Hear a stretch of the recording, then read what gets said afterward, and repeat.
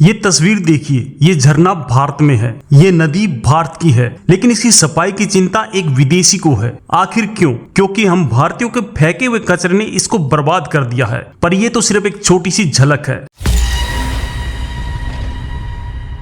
क्या आपने कभी सोचा कि जो लोग आपके घर को मंदिर की तरह साफ रखते हैं, वही लोग बाहर निकलते ही पूरे देश को एक डस्टबिन बना देते हैं? इसके पीछे खतरनाक कारण है, और ये सिर्फ आम लोग नहीं हैं। सोचिए, एक बड़े इवेंट में जब दुनिया के सबसे बड़े सेलिब्रिटी आए तो हमारे देश के पढ़े लिखे और अमीर ने ऐसी हरकत कर दी, पूरी दुनिया के सामने भारत की नाक कट गई। हम अपनी बाइक को मेरा मानते हैं, इसलिए उसको साफ रखते हैं, लेकिन सड़क को हमारा यानी सरकारी मानकर गंदा छोड़ देते हैं। हमें ये मानसिकता बदलनी होगी। ये इस बात का एहसास है कि देश सरकार का नहीं, हमारा है। इसकी सड़कें, इसके पहाड़, इसकी नदियां सब हमारे हैं, और जो हमारा है उसे संभालने की जिम्मेदारी भी हमारी ही है। हमारे स्कूल की प्रतिज्ञा भारत मेरा देश है से शुरू होती है, भारत हमारा देश है से नहीं होती। यहीं से मेरा और बाकी सबका फर्क शुरू हो जाता है। ये वो कारण है जो दशकों से हमारी सिक्योरिटी को खोखला कर रहे हैं। पर क्या इसका कोई इलाज है? और वो इलाज भी हम और आप ही कर सकते हैं। हमें बचपन से सिखाया गया है कि मौके लिमिटेड हैं, सीटें लिमिटेड है, जो पहले आएगा वही पाएगा, और यही सोच हमारी रग रग में बस गई है, भले ही सामने कोई कमी ना हो। यही कारण है कि एक खाली सड़क पर दो गाड़ियां पार्किंग के लिए लड़ जाती हैं। हमें लगता है कि सिस्टम हमारे लिए काम नहीं करेगा, इसलिए हमें खुद ही जुगाड़ करना होगा। जापान में बच्चे बचपन से ही अपने स्कूल की सफाई खुद करते हैं। उन्हें सिखाया जाता है कि यह जगह तुम्हारी है, इसे साफ रखना तुम्हारी जिम्मेदारी है। यही कल्चर हमें और स्कूल में लाना होगा। जब बच्चे सीखेंगे कि ये क्लासरूम, ये स्कूल, ये शहर, ये देश मेरा है, तो वो उसे कभी गंदा नहीं करेंगे। एक बार मेरे भाई ने एयरपोर्ट पर लाइन तोड़ दी, एक दूसरे भारतीय ने ही उसे टोक दिया। क्या किसी दूसरे देश में भी ऐसा ही करोगे? वो एक सवाल मेरे भाई के लिए शर्मिंदगी का सबक बन गया। हमें एक दूसरे को आईना बनाना होगा। एयरपोर्ट पर प्लेन लैंड होते ही सब खड़े हो जाते हैं। क्या उन्हें लगता है कि पहले उतरने पर उन्हें कोई मेडल मिलेगा? ये है हमारा मैं फर्स्ट एटीट्यूड। अगली बार जब आप सिग्नल पर अकेले खड़े हों और बाकी सब निकल जाएं, तो भागिए मत, गर्व कीजिए, क्योंकि असली सिविल सेंस की परीक्षा तभी होती है जब कोई नहीं देख रहा होता। सिविल साइंस कोई रॉकेट साइंस नहीं है, यह बस एक एहसास है कि हम एक समाज में रहते हैं और हमारे कामों का असर दूसरों पर भी पड़ता है। याद रखिए दोस्तों, सिक्किम और इंदौर भी भारत का ही हिस्सा हैं। अगर वहां के लोग बदलाव ला सकते हैं तो हम क्यों नहीं ला सकते? शुरुआत खुद से करनी होगी। अपने दोस्तों के साथ मिलकर महीनों में एक बार अपने इलाके में सफाई अभियान चलाइए। जब आप खुद साफ रहेंगे तो आप कभी गंदगी नहीं करोगे। ये सिर्फ एक एक्टिविटी नहीं, बल्कि माइंडसेट बदलने का तरीका है।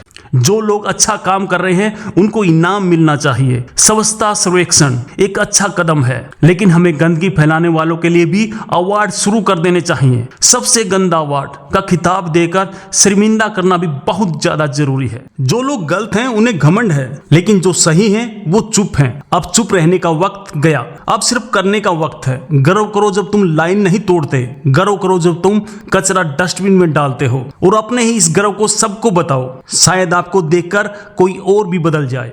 असली सवाल यह है कि हम गंदगी क्यों फैलाते हैं? असली सवाल यह है कि हमें इस पर शर्म क्यों नहीं आती? और इसका जवाब एक ऐसी सच्चाई में छिपा है जिसको सुनकर शायद आप चौंक जाएंगे। सड़कों पर थूकने से लेकर ट्रैफिक सिग्नल तोड़ने तक हमें लगता है कि ये छोटी सी बात है, लेकिन यही छोटी बातें मिलकर एक ऐसी वजह बनती हैं जिसके कारण दुनिया में भारतीयों को इज्जत नहीं मिलती। यही वजह है कि ट्रैफिक पुलिस न होने पर हम नो एंट्री में घुस जाते हैं और पकड़े जाने पर कहते हैं पता नहीं था यहाँ पुलिस होगी। मतलब आप रूल सिर्फ सजा के डर से फॉलो करेंगे। अगर ये डर खत्म हो जाए तो क्या हमारा देश पूरी तरह से अराजकता में डूब नहीं जाएगा? सोचिए, बिना किसी नियम पर हमारी सड़कें कैसे दिखेंगी?